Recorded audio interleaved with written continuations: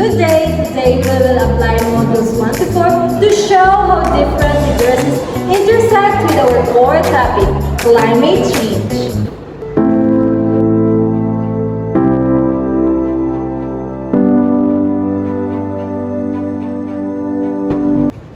Remember, modern literacy is no longer just reading and writing. It is the ability to analyze, adopt, and solve real-world problems in our society.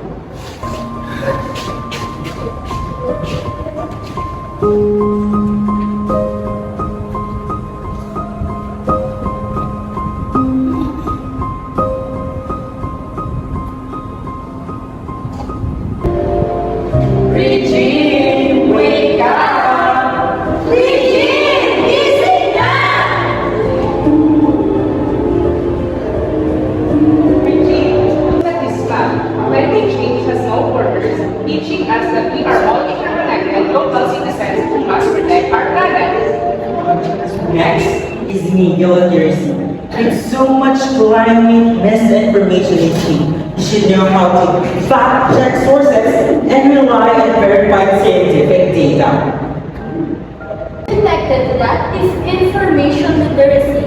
This is your capacity to find and use information practically, like interpreting weather alerts to keep your family safe.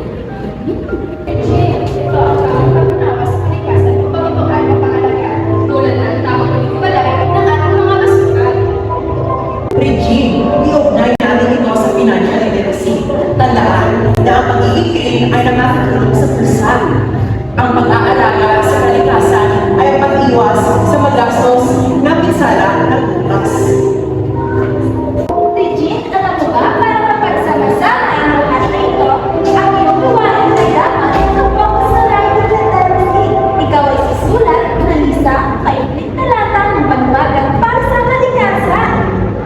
Regine, mga dapat talaan sa pagsusulat. Magsimula sa isang topic sentence sa pangunahing ideya.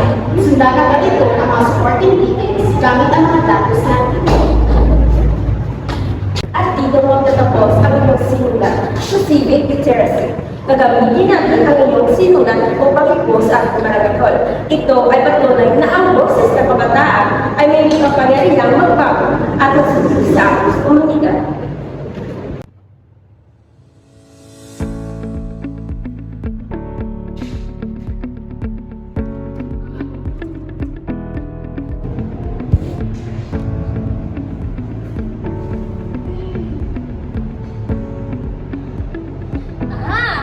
Now I know how to use a different kind of literacy to prevent the climate change. Sa